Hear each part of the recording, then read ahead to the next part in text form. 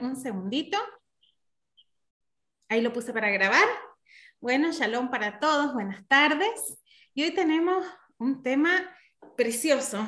Realmente no se imaginan todo lo que estoy aprendiendo con estos temas que vemos juntos, y les voy a leer esta primera frase que, de un filósofo de la era dorada de la judería española del siglo XI, es decir, de la Edad Media. Esperen un segundo, que ahí se salió David, se le debe haber cortado, ahí está entrando.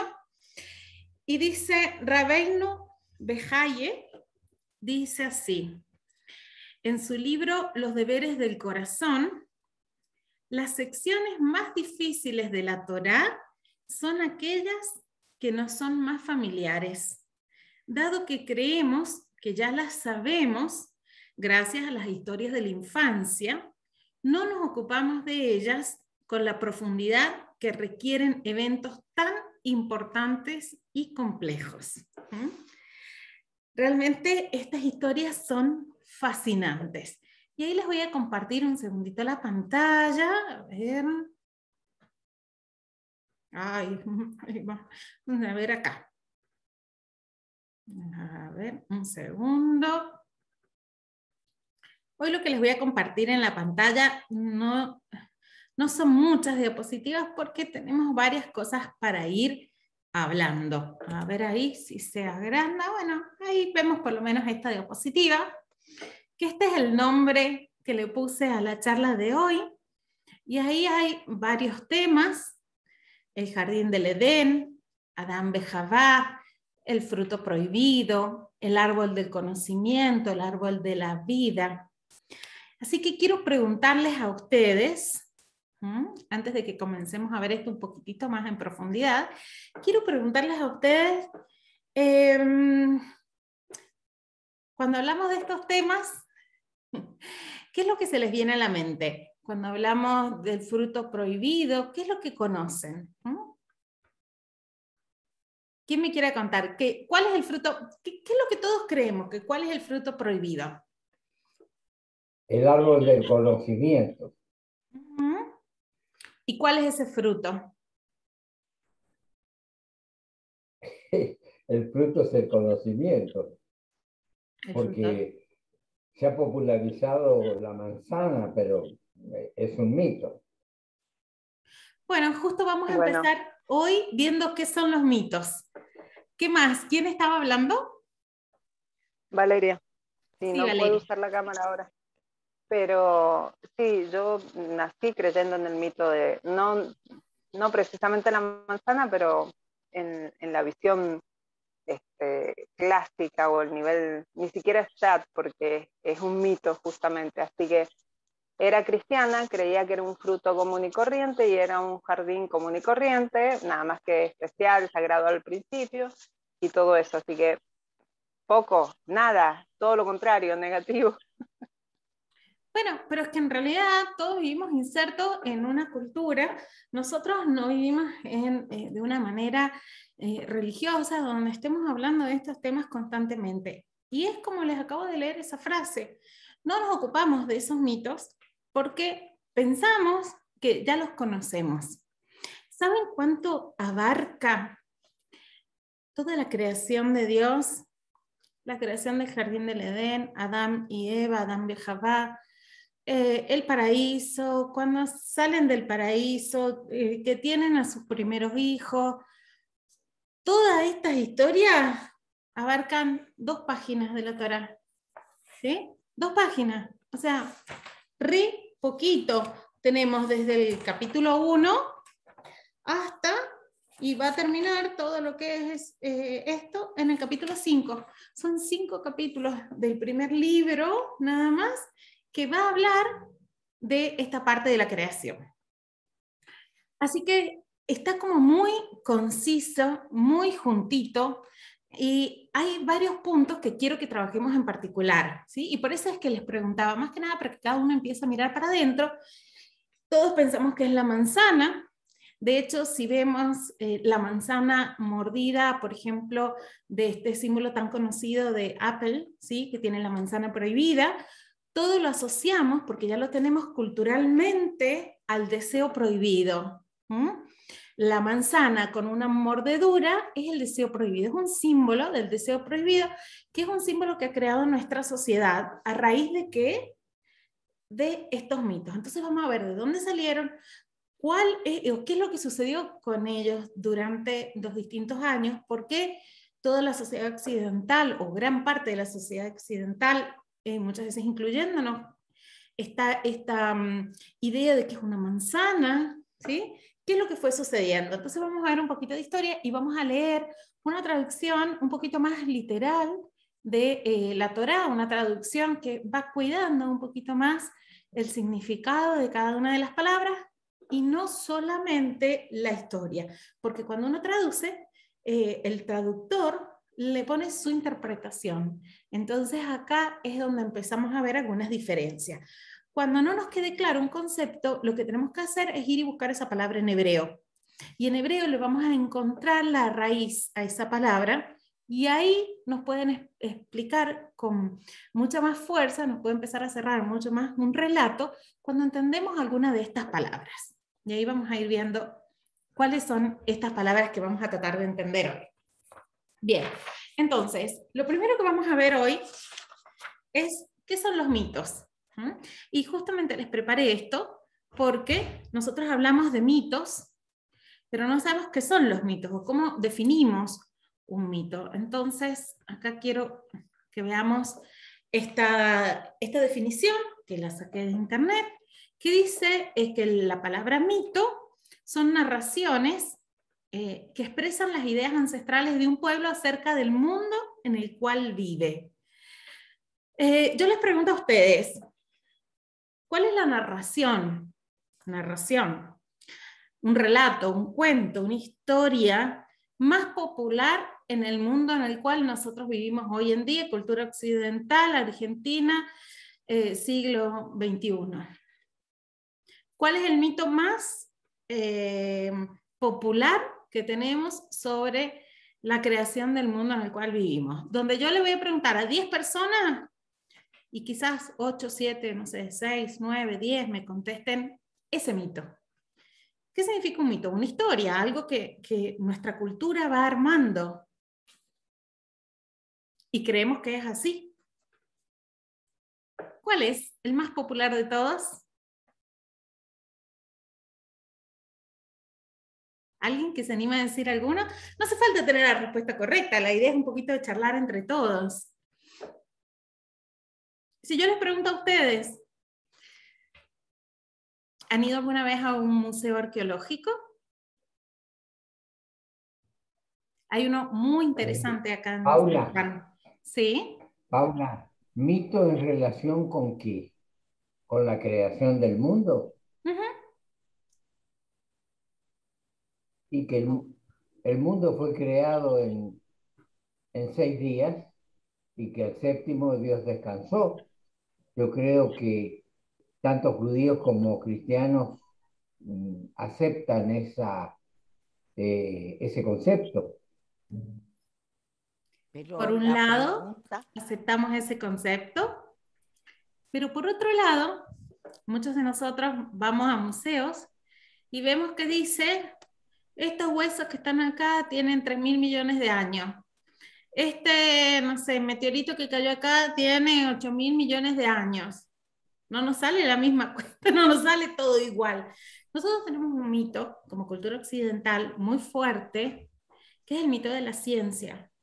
Es un mito que también nos hemos construido para dar ciertas respuestas. Cada uno de estos mitos tiene algunas verdades y da algunas respuestas. Un segundo, por favor.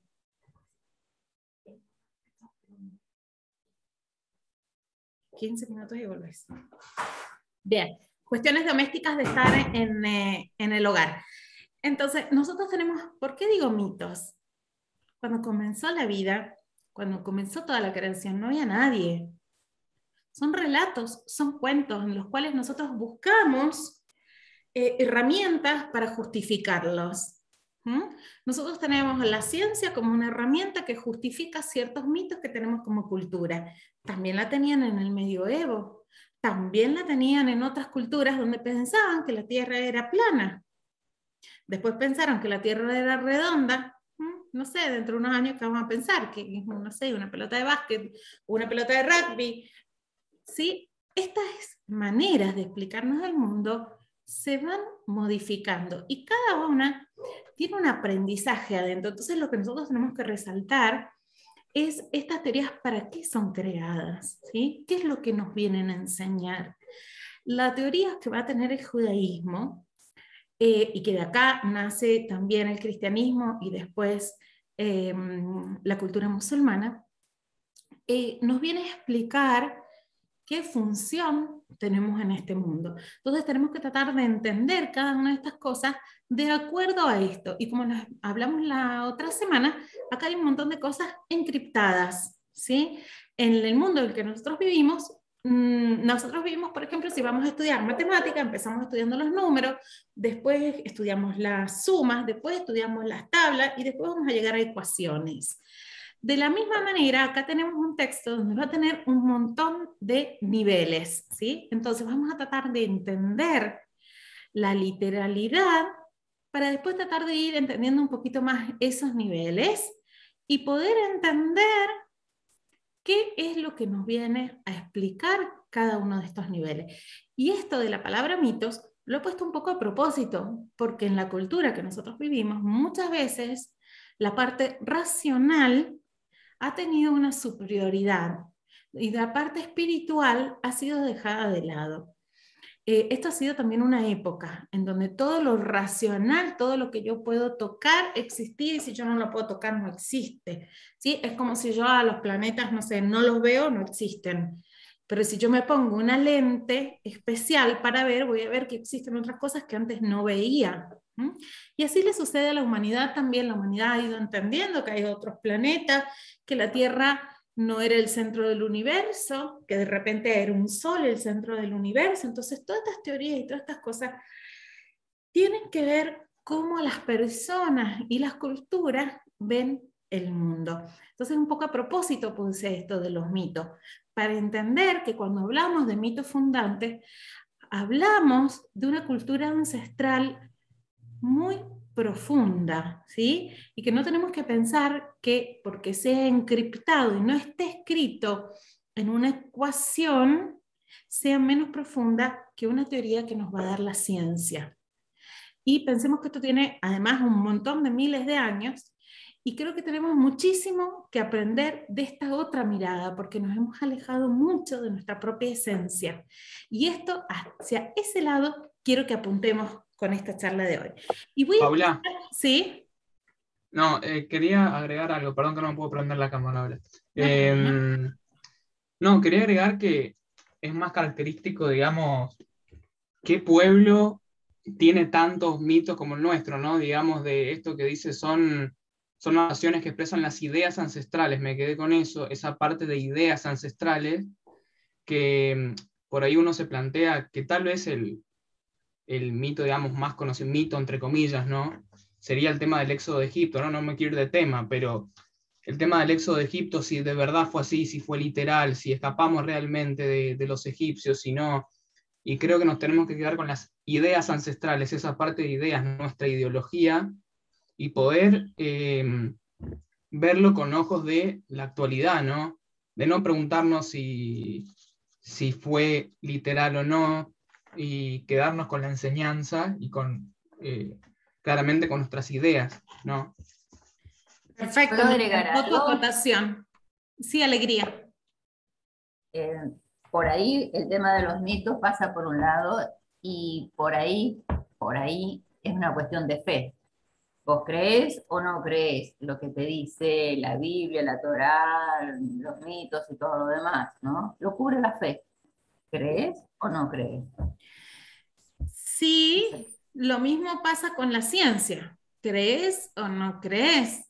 Pero la ciencia por ahí tiene razones un poco más fundadas.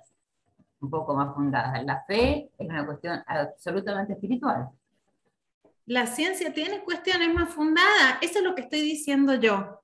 Sí, que de todas nosotros formas yo vivimos creo... en una época, un segundo que termino la frase y ahí les doy lugar, que nosotros vivimos en una época que creemos que la ciencia tiene cuestiones más fundadas y lo demás no, porque lo dejamos de lado y no lo entendimos más, no lo trabajamos más, no lo profundizamos más. Entonces yo justamente lo que quiero hacer es entender que está por un lado esta cuestión y por el otro lado la otra, pero que ambas dos son creencias, ¿sí? Y que de ambas podemos aprender cosas distintas. La ciencia en un momento dijo que la Tierra era plana y la Tierra no resultó ser plana. Igual que un millón de teorías y de cosas. Encontramos teorías de 1800, de 1900, de 1950. ¿Y cuántas teorías más van a salir todavía que nos van a cambiar la mirada, que nos van a cambiar cómo vamos a ver el mundo? No sé quién habló recién, si fue David u otra persona, porque no los veo a todos. Bueno, yo aprovecho para comentarte que quienes hemos incursionado un poquito en los principios de la ciencia, sabemos que todos los conocimientos son provisorios. Es decir, es verdad hasta que se demuestre lo contrario. Con la fe es, es totalmente distinto. La fe es interpretativa o es una fe ciega. Y vuelvo, bueno, no quiero ponerte en apuros, pero puedes responderme en otro momento. Vuelvo a la pregunta que te hizo Chona la semana pasada en cuanto a si Dios creó al hombre o si el hombre creó a Dios. Muy Y bien. entonces, Con esa pregunta, David, no sé si ya estás terminando o, perdón, te corté. lo que pasa a mí me dejó un poco intrigado y un poco, no digo desilusionado, no encuentro la palabra exacta, porque en definitiva todo se limitaría a que Dios creó el mundo cuando le dice Dios a Abraham, marcha delante de mí y sé íntegro. Parecería que de pronto con su libre albedrío hace lo que puede. El problema está en que si nos vamos a confiar siempre en el libre albedrío, todo es justificable. Es decir, los nazis son justificables, el holocausto es justificable. Y bueno, eso me ha tenido durante toda la semana un poco intrigado. ¿Puedo Bueno. acotar algo, Paula? ¿Sí? Dale. No, que me parece que con lo que dice David, con respecto a ese, desde mi mirada de ver el judaísmo, ¿no? No voy a decir el judaísmo piensa esto porque es tan amplio, pero realmente creo que en ese caso el libre albedrío, si bien Dios nos da esta posibilidad de actuar como Dios te muestra los dos caminos, el bueno y el malo, y nosotros tenemos esta oportunidad de elegirlo a ese camino, creo que no es que todo está justificado desde mi punto de vista, sino que ya si bien tenés ese libre albedrío para elegir el mal, no es que sí o sí lo vas a tener justificado, sino que eso creo que ya es algo más personal de tu relación personal con Dios. Yo diría que es después Dios se la arreglará con vos en algún momento, pero no es algo justificado que si haces el mal no pasa nada. Creo que eso es algo más personal de tu relación íntima con Dios, en los que creemos que en algún momento digamos, en el mundo venidero después rendirás cuentas. Bueno, vamos a hacer un poquito de orden en lo que hemos visto hasta ahora y voy a contestar un poco a estas preguntas, pero no quiere decir que voy a dar todas las respuestas, porque el budismo lo que nos dice es busquemos, investiguemos, entendamos. No nos dice las cosas tienen que ser así y nos encasillemos en esto y esta es la única verdad. Nos dice las verdades tienen niveles y vamos entendiendo de a poco. Y si fue el hombre el que creó a Dios o Dios creó al hombre, podemos pensarlo de una manera hoy, mañana de otra y está bien, porque nosotros vamos cambiando, la humanidad va cambiando. pero tenemos que ir profundizando, aprendiendo y entendiendo de acuerdo al texto. Y el texto es el que nos trae las claves y es lo que vamos a ver ahora. Y un poquito lo que vamos a ver al final son las consecuencias de nuestros actos. ¿Qué pasa con la creación del libre albedrío? Justamente lo vamos a ver hoy, en este momento cuando lo va a crear, en el ser humano, y ¿qué consecuencias tiene el libre albedrío? ¿Qué consecuencias tiene en toda la humanidad el libre albedrío? ¿Sí? Y no solamente en el mundo venidero, sino en este mundo. Si yo en este mundo cometo errores, ¿sí? En el mundo físico, las consecuencias son también en el mundo físico, y no solo para nosotros, sino también para nuestros hijos y para nuestros nietos, ¿sí? Entonces, si nosotros nos movemos en un ambiente hostil y muy difícil, nuestros hijos crecen en ese ambiente, lo más seguro es que nuestros hijos después se muevan, lo más seguro, no siempre, pero lo más seguro es que nuestros hijos se muevan en esos ambientes hostiles y difíciles. Nuestras acciones tienen consecuencias, y esto está sumamente encriptado y nos va a ir explicando cada una de estas cosas cómo funcionan.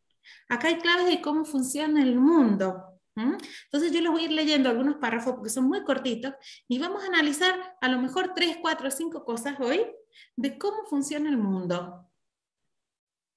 Y cada uno lo entenderá en distinto nivel, y esperemos que te dé un poquito más de paz que la semana pasada, pero está buenísimo, David, que te haya producido todo este movimiento, porque ahí es cuando queremos seguir conociendo. Si nos quedamos quietos en lo que nosotros creemos, nunca vamos a llegar a ver más profundidades, y no quiere decir que la que conozcamos hoy va a ser la última.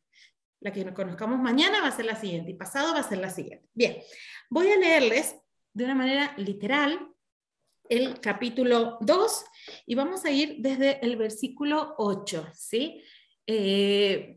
Perek 2, Pasuk 8. Esa es la manera en que decimos nosotros en hebreo. Y dice así: Dios plantó un jardín en Edén, al oriente. Quiere decir que Edén es un lugar. ¿Y dónde queda? Al oriente del mundo conocido en ese momento, que lo más seguro es que el mundo conocido en ese momento era todo lo que estaba alrededor de estas culturas, ¿sí? Del Medio Oriente. Allí puso al hombre que había formado. ¿Se acuerdan que estuvimos hablando de cuál era el hombre que había formado hasta aquí? Hasta aquí el hombre que había formado era Adán Catmón. Era este hombre híbrido que tenía sus dos partes. Un segundito, estoy admitiendo. Bien, acá tenemos un pequeño resumen sobre esto que voy a estar leyendo. Y dice así: Dios hizo crecer del suelo todo árbol que es agradable a la vista y bueno para comer, incluyendo el árbol de la vida en medio del jardín y el árbol del conocimiento del bien y del mal. ¡Wow! Cuando nosotros leemos esto, primero que la mayor parte de la gente conoce que había un árbol y seguramente era un manzano porque era manzana de lo que comió. Bueno, no, el relato nos dice una cosa que nada que ver. Nos dice que habían un montón de árboles que eran buenos para comer y agradables a la vista. Esto no son casualidades, y ya vamos a ver por qué. Agradable a la vista y bueno para comer. Y que incluía dos árboles. El árbol de la vida, que ¿dónde estaba? El árbol de la vida estaba en el medio del jardín. En el medio, en el centro. ¿Qué nos está diciendo? Que esto es algo muy importante. Porque está en el centro, en el medio. Nuestro punto de atención es el medio. Y que también hay otro, que es el árbol del conocimiento del bien y del mal. Bueno, nos explica ahora dónde estaba. Y dice: un río fluía del Edén para regar el jardín, y de allí se dividía y se transformaba en 4 ríos principales. El nombre del primero es Pishón. Rodea toda la tierra de Javilá donde hay oro. También hay allí perlas y piedras preciosas. El nombre del segundo río es Gijón y rodea la tierra de Cush. Cush en hebreo viene de lo que nosotros conocemos hoy en día hacia el sur, hacia la parte de África. El nombre del tercer río, hasta acá el primero y el segundo, ¿alguien lo conoce? Pishón y Gijón, no sabemos ni qué río nos está hablando, ni dónde es ese lugar. El tercer río es el Tigris. Y el cuarto río es el Éufrates. nos habla de un lugar, ¿sí? En un lugar Dios plantó un huerto y puso a este ser ahí. Bien. Y le dio una función. ¿Cuál era la función? Que lo cultivara y lo cuidara. Bien. Dios le dio al hombre un mandamiento. ¿Qué significa un mandamiento? Una orden. Y le dijo así: puedes definitivamente comer de todo árbol del jardín, pero del árbol del conocimiento del bien y del mal no podés comer. ¿Cuál es el que estaba en el medio del jardín? ¿Cuál árbol es el que estaba en el medio del jardín? El árbol de la vida. El árbol de la vida. Y él le dice, del árbol del conocimiento no podés comer. ¿Por qué? Porque si comes de ese árbol, morirás. Bien, cuando alguien le dice morirás, es si comes una fruta envenenada, te morís. O sea, que uno entiende que lo come y se muere. ¿Pasa eso? Ya sabemos que no. Comen y no se mueren. Entonces vamos a intentar entender qué es lo que nos están diciendo acá. Y ahí viene la creación de la mujer, esta separación en dos seres. Dijo Dios, no es bueno que el hombre esté solo, haré un ayudante compatible para él. Dios había formado toda bestia salvaje, bueno, las trajo delante del hombre, el hombre les dio nombre, pero el hombre no encontró un ayudante que fuera compatible para él. Ayudante, ¿sí? Bien, después dice así, estamos ya en el 21. Dios entonces hizo que el hombre cayera en un profundo estado de inconsciencia y él durmió. Tomó una de sus costillas y cerró la carne en su lugar. Bien, ustedes saben que durante muchos años hacer autopsias estaba prohibido, abrir cuerpos humanos estaba prohibido. Entonces la gente no sabía qué es lo que había dentro de un cuerpo humano. Muchos se imaginaban. Y entonces, ¿cómo dibujaban al hombre con una costilla menos? Si nosotros lo tomamos literal a esta historia, el hombre debería tener una costilla menos que la mujer o una costilla menos de un lado, porque si somos simétricos y tenemos la misma cantidad de costillas, le faltaría una. Hay algo que tendría que faltar. Y de hecho la humanidad creyó en la literalidad de este texto, pero no es literal, es encriptado. Entonces, en la literalidad dice que tomó una costilla, pero ¿cómo se escribe costilla en hebreo? Voy a sacar ahora esto porque hasta acá es lo que les quería compartir de lo que vamos a ver. Todo lo demás se los voy a contar. Bien, entonces, ¿cómo se dice costilla en hebreo? ¿Por qué está traducido costilla? Costilla tiene 3 letras, que es la palabra tzela, que viene también la palabra tzel. La palabra tzel es sombra. Entonces acá tenemos un código. Acá nos habla de que lo durmió para sacarle algo, es decir, que había una esencia que se dividió en dos, esa esencia, y que las dos no van a ser iguales.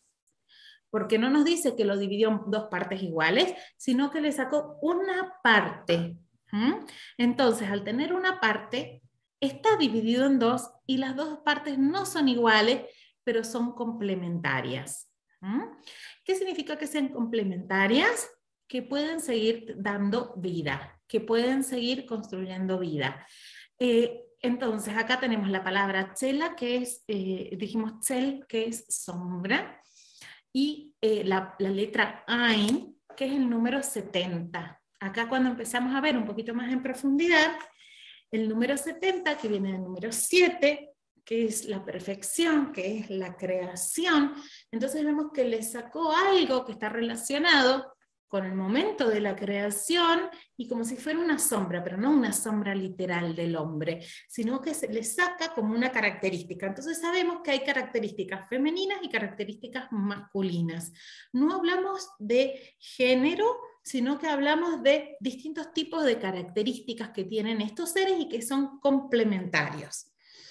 Recuerden que nosotros siempre analizamos todo desde la cultura y desde el momento en que nosotros estamos. Entonces, tratemos de borrar algunas cosas para poder entender un poquitito más y para poder entender un poquito más profundo cada una de estas cosas. Bien, ¿cómo la llamó a la mujer? ¿Cómo se llamó esa mujer? Eva. Bueno, Abba. no. La llamó, el hombre Isha. era Ish y la mujer la llamó Isha. ¿Mm? Ish, Varona. Isha, Varona. varona. Exactamente, la llamó varona. Y ese es el nombre literal que le dio. La palabra Javá viene de la palabra Jai, viene de la palabra vida. ¿Y por qué? Porque es a través de la mujer que se puede dar vida y es la primer madre de la humanidad. Entonces la palabra Javá o Eva significa vida o madre de la humanidad. Pero en este momento todavía no tenía el nombre Eva porque no había dado a luz, no había dado vida, nada, ¿sí? Bueno, entonces se llama Isha. Ish, Isha. Entonces ahí entendemos que son como dos cosas muy parecidas, pero que tienen algunas pequeñas diferencias. Si se veían igual que nosotros, no tenemos mucha idea. Sabemos que alguna relación con nuestra creación tiene, pero me imagino que no tenían 8 brazos y 40 piernas, pero a lo mejor habían diferencias, ¿sí? En ciertas cosas, pero no está explicado en el texto, porque el texto se va a centrar en lo importante y no en todo lo demás. ¿Qué sé yo? Si tenían 8 dedos en cada mano, ni le resultaba importante para describirlo. Lo que describe, tan encriptado, es lo importante. Voy a seguir. La trajo ante el hombre y el hombre dijo, ahora bien, este es hueso de mis huesos y carne de mi carne, será llamada Isha, porque fue tomada del hombre Ish. Un hombre, por consiguiente, dejará, miren esta frase, un hombre, por consiguiente, dejará a su padre y a su madre y se unirá con su esposa y se volverán una carne. Acá tenemos una frase encriptada que nos explica el matrimonio. ¿Qué es lo que sucede? Estamos hablando de la creación del ser humano, de la creación de estos seres, y acá nos dice cómo va a continuar esa creación, ¿sí? Que necesitamos estas dos partes de la creación para continuar dando vida. Son pequeñas cositas que nos van diciendo, ¿sí? Para que nosotros podamos entender cómo funciona el mundo. Ahora sabemos que aporta el hombre, que aporta la mujer, pero en la antigüedad nadie sabía que el hombre aportaba el semen, la mujer aportaba el óvulo y de ahí salía, pero acá está, este texto tiene más de 3000 años y acá está explicado, no, pero no dice óvulo, no existían esos nombres y esas cosas, pero está explicado cómo esta unión y esta creación se continúa en esta frase. Entonces, como humanidad, hoy podemos entender mucho más de esto que antes, porque entendemos ahora los genes, un montón de cosas que antes no se conocía, pero ahora sí. Entonces podemos darle otra profundidad a esta frase. Bien, y dice lo siguiente, el hombre y su esposa... ¿Puedo hablar? Sí, perdón, Chona. Si estamos diciendo que esto existió 3000 años atrás, estamos contradiciendo que el mundo empezó con el año 1 en Génesis, me refiero. Sí, no, yo lo que dije es que el texto, la Torá, tiene 3000 años, desde que está como texto. No que empezó la creación hace 3000 años, sino que hace 3000 años esta sabiduría ya era conocida. Acá hay sabiduría que ya era conocida, quizás con menos explicaciones.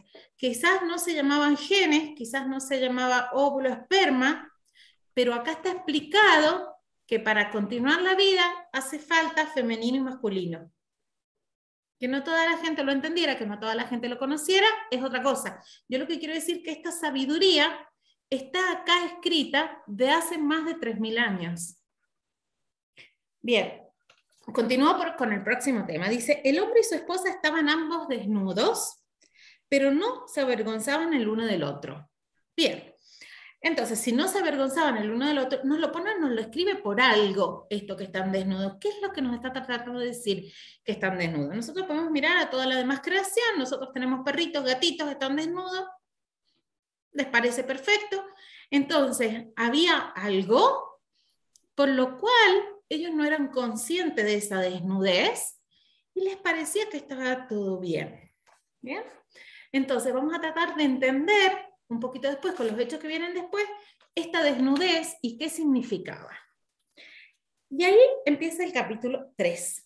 Termina el capítulo 2 diciéndonos, y estaban desnudos y les parecía bien. Ah, buenísimo. ¿Para qué lo pone acá?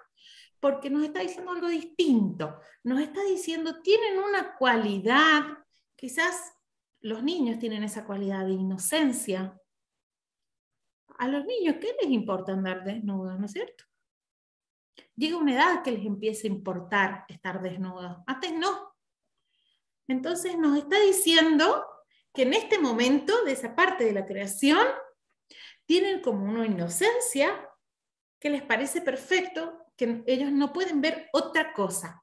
Y es muy importante, porque con esta frase va a terminar esta historia.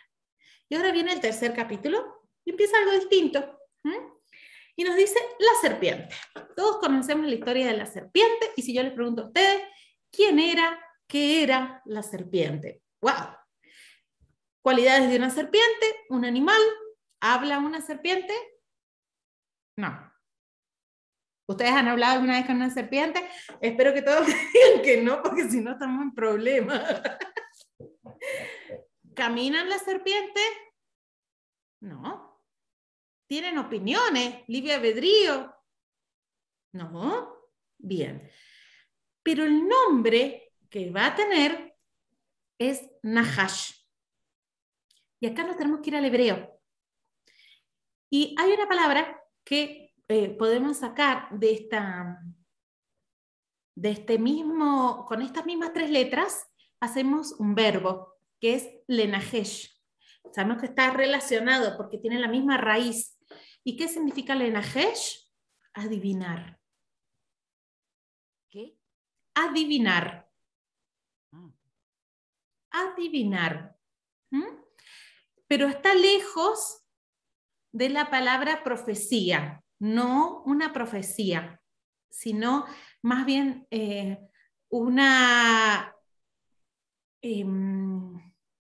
esta palabra se usa cuando hay como una lectura de cartas, una cosa así, ¿no? Algo que no está relacionado con la profecía, no está relacionado con los profetas ni con lo que va a venir después, sino que sabemos que es un ser, por la palabra que lo nombra, que habla de como una especie de adivinanzas. Esa es la característica, por eso tiene ese nombre. Y vamos a ver qué nos dice la Torá sobre este ser. ¿Qué ser estamos hablando? No hablamos de una serpiente, la que tenemos hoy en día. Hablamos de un ser que va a sufrir una transformación después. Es decir, que ese ser no existe más hoy en día. Ustedes han visto el arbolito de la serpiente. Está el arbolito, la serpiente, Adán y Eva desnudos, tapados con hojitas de higuera. Bien. ¿Por qué una serpiente es así? La serpiente fue transformada después en algo que nosotros conocemos hoy en día, pero antes era otro ser. ¿Cómo era este ser? Y dice así: la serpiente era la más astuta de todas las bestias salvajes que Dios había hecho. O sea, ¿qué sabemos hasta acá? Que ¿quién la creó? Dios. Si lo creó Dios, está bajo el mando de Dios, pero le había dado una cualidad. Esa cualidad era la astucia. La astucia no siempre está relacionada con algo positivo. Nosotros hablamos, por ejemplo, entre las fábulas de Esopo tenemos las del zorro. Y el zorro tiene una astucia tramposa. Es como una astucia encubierta. Entonces, sabemos acá entonces que tiene astucia, que era una bestia salvaje y que había sido creada por Dios. Y le preguntó a la mujer, o sea que hablaba. hablaba el idioma de la mujer, no que hablaba como nosotros. ¿Cómo hablaban en ese momento? No sabemos, a lo mejor hablaban con telepatía, yo qué sé. No nos dice cómo, no nos dice que tenía boca, ni tampoco nos dice que la mujer tenía boca. Suponemos que sí porque comían, pero hablaban posiblemente de una manera distinta, no sabemos. Realmente, dijo Dios, la serpiente le dijo a la mujer, le pregunta, ¿realmente dijo Dios que no pueden comer de ninguno de los árboles del jardín? Miren la pregunta. Eso quiere decir que ella había escuchado algo, este ser había escuchado algo, y había escuchado, y le pregunta, ¿realmente no pueden comer de ninguno de los árboles? Y la mujer le responde, podemos comer del fruto de los árboles del jardín, pero del fruto del árbol que está en el medio del jardín, ¿cuál era el que estaba en el medio? El árbol de la vida. Dijo Dios, no lo coman y no lo toquen siquiera, o de lo contrario, morirán. ¿Dios dijo eso? Acabamos de pasar 10 renglones. ¿Qué había dicho Dios? No coman del árbol del conocimiento de la vida y de la muerte, porque si no, del bien y del mal, si no, morirán. Y acá, 10 renglones después, le dice la mujer a la serpiente que le había dicho que no comen del árbol que está en el medio del jardín, que además era el otro árbol, sino de lo contrario morirán. Cambió toda la versión. En menos de 10 renglones, acá está diciendo algo totalmente distinto. Acá hay varias interpretaciones. Primero, que la mujer no estaba creada como entidad separada del hombre, así que posiblemente la conciencia de lo que había dicho Dios había quedado en el hombre y no en la mujer, que lo había escuchado de otro lado, como que lo había entendido y entendió todo mal, o que está entre esta cuestión engañosa con este ser que le vamos a llamar serpiente, porque es el nombre que le hemos dado, o adivino, y están ahí en una charla fantasiosa porque uno le dice una cosa para probarlo y el otro le responde otra que nada que ver. Y entonces ahí la serpiente le dice a la mujer, ciertamente no morirán. Realmente Dios sabe que en el día que coman de él, los ojos de ustedes serán abiertos y serán como Dios, conociendo el bien y el mal. Entonces habla del árbol del conocimiento del bien y del mal, no habla del árbol de la vida, le dice que está en el medio, pero no era el árbol del medio. Y entonces le dice la serpiente, ¿vos estás seguro? Bueno, les cuento un estudio que vi hace unos años, que está buenísimo, un estudio de un psicólogo, que ponen en una habitación vacía una mesa y ponen niños de 7, 8, 10 años y ponen chocolates en el medio y le dicen que ya vuelven y que no toquen ninguno de los chocolates y ponen a lo mejor 20 chocolates, ¿no? Entonces le dicen, no toquen ninguno de los chocolates, yo ya vuelvo. Y filman mientras tanto al niño, a ver qué está haciendo, ¿no?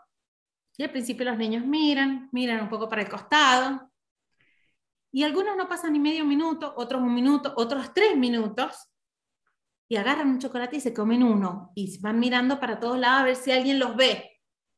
Después de un rato, que ya se comieron el primero, se empiezan a comer el segundo, y obviamente la persona no entra, y entonces empiezan a comerse el tercero, empiezan a comerse el cuarto, todos los que se les da la gana de comerse, ¿sí? Es decir, que nosotros muchas veces nos dicen cosas, esto no lo hagas, pero nos están probando. Entonces acá entra una de estas teorías que habla justamente de qué es lo que nos está tratando de decir este relato. Este relato nos está tratando de decir que Dios puso un montón de cosas para que sí, y nos dijo, de esto no, pero era un chocolate, ¿sí? No era cualquier cosa lo que nos dijo no. Y estaba probando, ¿sí? A ver cómo reaccionaba Adán y Jabá. Pero la intención la puso Dios ahí y no sabía qué es lo que iba a pasar. Si el hombre lo iba a probar o no lo iba a probar. Pero ahora vamos a ver qué es lo que pasa con la historia y cuáles son las consecuencias de esa historia, que ahí viene la parte más importante. Y entonces, la mujer vio que el árbol era bueno para comer y deseable a los ojos, y que el árbol era atractivo como medio de ganar inteligencia. Acá hay otra clave muy importante, que son los sentidos. ¿Qué pasa con los sentidos? Miren acá, dice, la mujer vio que el árbol era bueno para comer. Se tentó con la vista. Entonces acá nos está hablando de una característica que empieza a tomar un sentido diferente, que son los sentidos del ser humano. Primero la vista, después dice deseable a los ojos y era atractivo como medio de ganar inteligencia. Tomó algo de su fruto y lo comió. Lo tomó, es decir, lo tocó, empieza el tacto, y después lo comió, y ahí tenemos tanto el olfato como el gusto. Entonces ahí tenemos la interacción con los sentidos. Y es la primera vez en este relato que aparecen los sentidos humanos resaltados. ¿Y qué pasa con los sentidos humanos? Cuando nosotros entendemos el mundo a través de los sentidos, empezamos a tener una característica que nos diferencia entre todos los seres humanos. Esta característica no es compartida entre todos los seres humanos, porque cada uno de nosotros que vamos aprendiendo a través de los sentidos distintas cosas, desde los sentidos físicos, es decir, que acá empieza toda la parte física. Hasta ahora estábamos hablando de un montón de cosas que teníamos como humanidad, que era algo mucho más espiritual. Teníamos una función de cuidar ese lugar, cultivarlo, quizás comerlo, todo era lindo, todo era hermoso, todo era rico, pero acá hay algo distinto. Este árbol tenía algo distinto. ¿Cuál es esa característica? Esa característica es que resaltaba los sentidos del ser humano. Y cuando resalta los sentidos de cada ser humano, cada uno de nosotros ama de una manera diferente, siente de una manera diferente, entiende de una manera diferente, percibe de una manera diferente. Entonces acá empiezan las diferencias entre los distintos seres humanos. Empieza esta cualidad del ser humano, que la vamos a tener hasta hoy en día. ¿Y qué es lo que pasó cuando empezamos con esa cualidad de los sentidos? Empezamos con más materialidad. Y cuando empezamos con más materialidad, porque es la materia la que siente, ¿sí? No es la energía, es la materia, no es el alma el que siente el sabor. Es la materia la que siente el sabor, el perfume, el sonido, ¿sí? Del árbol, el tacto del árbol, es la materia. Entonces acá hay una bajada de energía que nos está hablando, este relato nos está hablando de que pasamos de una cuestión mucho más energética, espiritual, a una cuestión física. Acá empieza la cuestión física. Y cuando empieza la cuestión física, empieza la dualidad.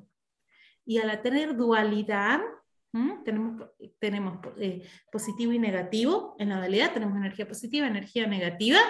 ¿Y qué nos permite esa dualidad? ¿Qué es lo que empieza a interactuar en estos seres? El libre albedrío. ¿Es algo bueno? ¿Es algo malo? ¿Es algo buscado por el ser humano? Esta cualidad fue buscada, Dios la puso ahí y dijo, veremos, a ver qué pasa. El ser humano la busca, pero ahora la tenemos que desarrollar. La tenemos que desarrollar y miren qué pasó con este primer ser humano. Más de uno de nosotros nos vamos a identificar con lo que pasó con este primer ser humano, porque la mujer tomó algo del fruto, lo comió y le dio al marido para que comiera, y los ojos de ambos fueron abiertos, que antes los tenían cerrados. ¿Qué significa que los ojos de ambos fueron abiertos? Se dieron cuenta o pusieron énfasis en la materialidad por primera vez. Antes posiblemente tenían una materia, pero estaban centrados en la espiritualidad. Ahora de momento van a mirar su materialidad y que se dieron cuenta de que estaban desnudos. Porque ahora empezaron a entender esta dualidad que tiene la materia, el bien y el mal, y podemos empezar a ver cosas naturales porque la desnudez es natural. A ver, ¿quién nació vestido? Que levante la mano, ninguno de nosotros. Es natural que las personas estén desnudas. Es natural, la naturaleza nos hace desnudos. ¿Por qué nos vestimos? Porque nosotros empezamos a entender como humanidad la diferencia entre el bien y el mal, y como humanidad decimos que a una mujer se le vean los pechos está mal. Pero hay culturas que dicen, está perfecto que se le vean los pechos, no hay ningún problema. Hay culturas que dicen, si se le ve el pelo a una mujer está mal. Sin embargo, nosotros decimos, está perfecto que se le vea el pelo. ¿Sí? Acá empieza también todas estas cuestiones culturales. Miren cómo nos va relatando con pequeños indicios qué es lo que va sucediendo con la humanidad. Y dice, cosieron juntos hojas de higuera y se hicieron taparrabos.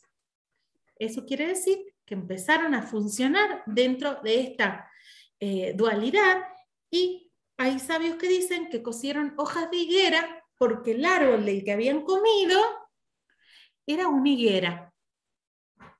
¿Hasta ahora alguien habló de un manzano? ¿Que comieron una manzana? No. Lo más parecido que hay acá, dice que es el árbol del conocimiento, y dice que tomaron hojas y se vistieron con hojas de higuera. Entonces, si se vistieron con hojas de higuera, hay sabios que dicen, posiblemente el árbol y el fruto que comieron eran higos. ¿Y la manzana de dónde salió la manzana? Les tengo preparado acá para que sepan de dónde salió la manzana de Adán. Bien, porque si esto creen que es así nomás, no. La confusión proviene de la Vulgata, que es una traducción latina de la Biblia, creada en el siglo IV. En la traducción de el árbol de la ciencia del bien y del mal, ¿sí?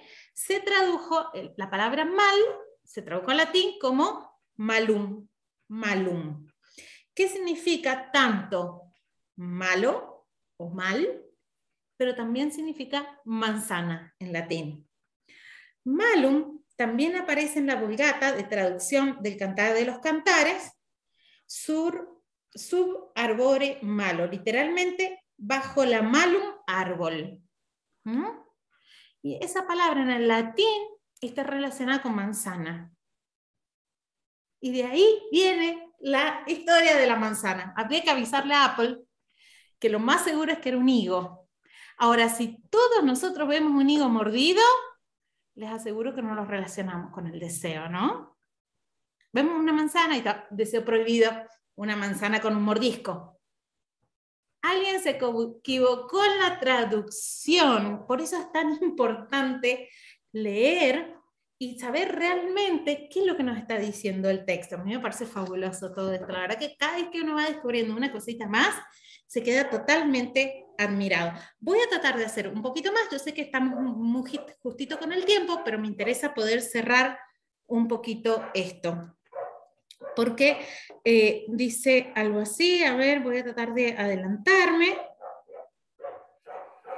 Viene Dios, oyen que la voz de Dios se movía por el jardín con el viento del día. El hombre y su esposa se escondieron de Dios entre los árboles del jardín. Dios llamó al hombre y él dijo, ¿dónde estás tratando de esconderte?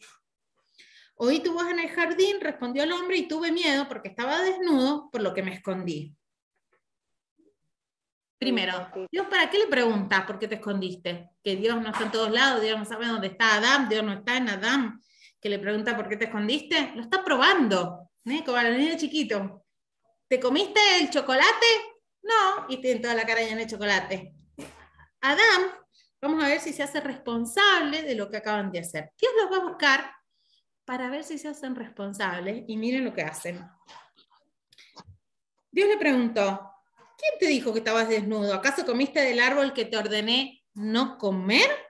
El hombre respondió, la mujer que me diste para que estuviera conmigo, ella me dio lo que comí del árbol. Dios le dijo a la mujer, ¿qué es esto que has hecho? ¿Y qué le dijo la mujer?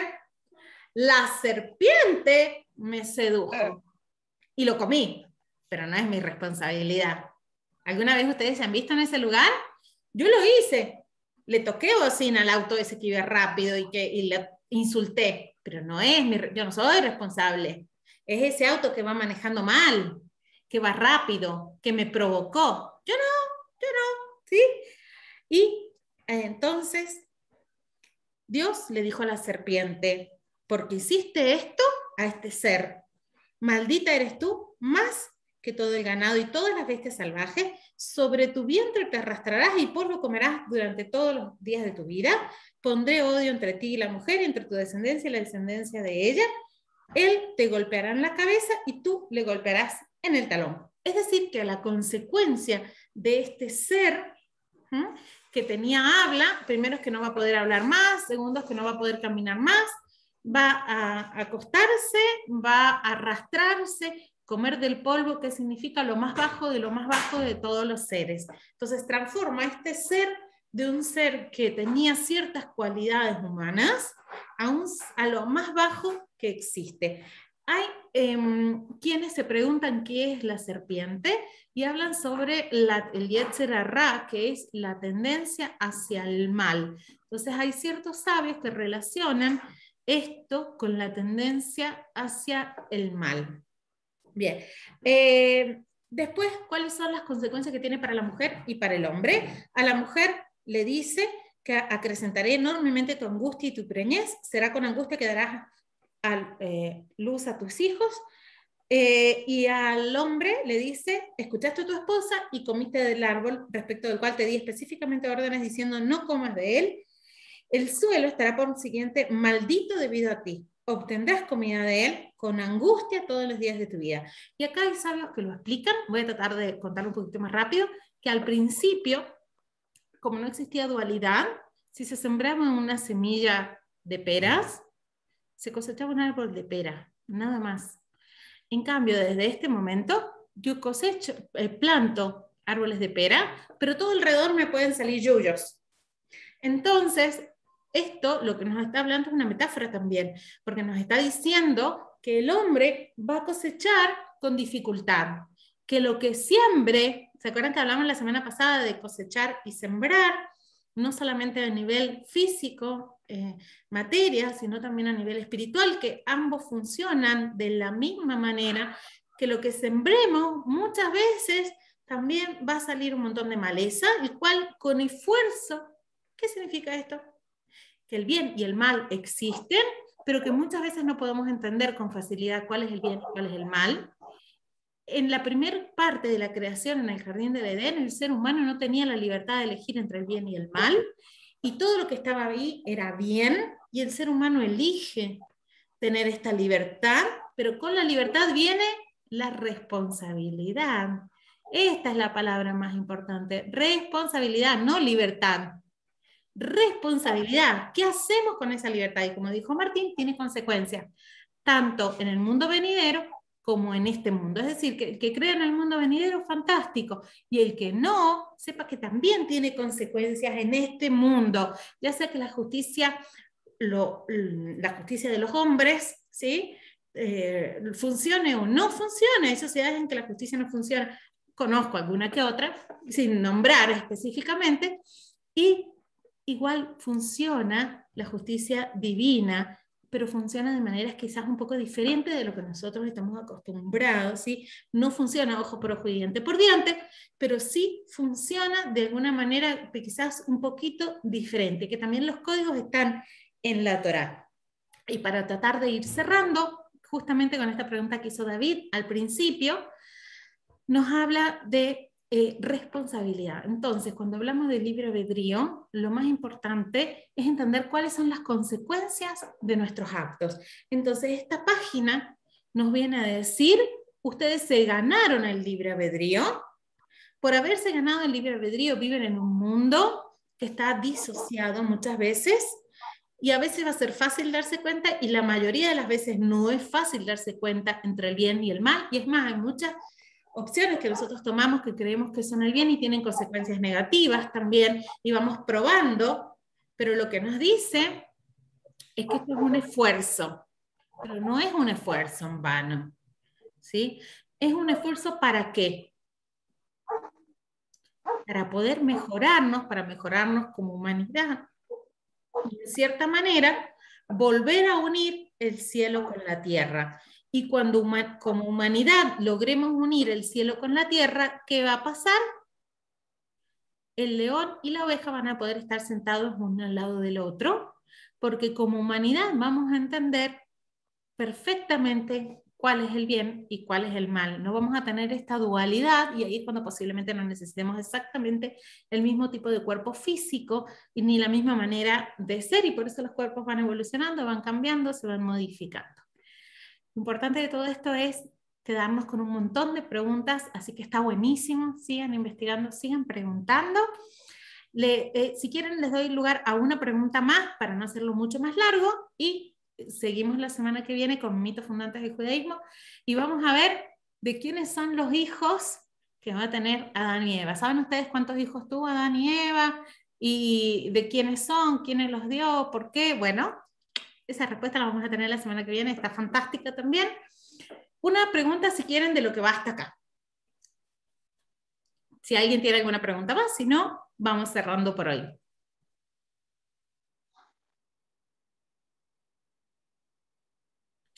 ¿Chona?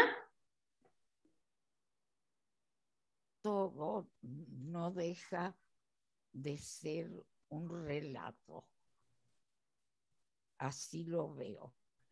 Y pienso, más que no tuve oportunidad de leer a Spinoza, salvo una cosa muy superficial, yo no entendía por qué lo echaron de la comunidad por contestar cuando le preguntaron si creía en Dios, contestó: creo en la naturaleza que me rodea. Y en otra oportunidad, cuando le preguntaron a Einstein, ¿usted cree en Dios? Contestó: creo en lo que cree Spinoza. Bien, la humanidad se va modificando y hay respuestas. Disculpe, pero yo me tengo que retirar. Bueno, gracias, David. La humanidad no Chao. tiene todas las respuestas, ¿sí? Acá en la Torá tenemos un montón de cosas que están encriptadas y en códigos, y nosotros, al nivel de humanidad que estamos hoy en día, vamos a entender algunos. No vamos a entender todos. Y la humanidad no estaba lista para esa respuesta. Lo mismo que la humanidad no estaba lista en la Edad Media para entender que la Tierra era redonda, o por lo menos un poco más alejado de lo que sería plano, y que no estaba arriba de un elefante y de unas tortugas. ¿Sí? Pero eso es lo que se creía. Hasta ahí es donde se entendía en ese momento. Entonces, está bien, la humanidad va a ir cambiando y la manera en que nosotros vamos a comprender estos textos son distintos. Pero ¿qué es lo que hace de diferente a este texto? Es que en este texto están un montón de claves sumamente encriptadas que cuando empezamos a descifrarlas, empezamos a entender un montón de cosas de cómo funciona el mundo, hacia dónde vamos, por qué, qué es lo que se espera de nosotros, cómo. Pero cada una de esas cosas depende también del conocimiento que nosotros tengamos, en dónde estamos, en nuestra propia vida, en qué profundidad de nuestros conocimientos estamos, cuánto nos permitimos salirnos de este lugar estable que nosotros tenemos para empezar a mirar la vida de otra manera. Entonces, puede ser que en el momento en que vivió Spinoza, decir eso era políticamente incorrecto, ¿sí? Y la comunidad lo echó. Sin embargo, él no deja de ser judío. Nosotros todos seguimos leyendo a Spinoza. Einstein tenía también una admiración hacia Dios y hacia la creación, y creo que en el resultado de su vida también se da cuenta al final de muchas cosas de lo que le suceden. Nosotros vamos cambiando, la humanidad va cambiando, y nosotros tenemos que ir creciendo en conjunto con todo esto que va sucediendo. Los invito a continuar profundizando en estos términos y en todos estos secretos. Sí, Chona.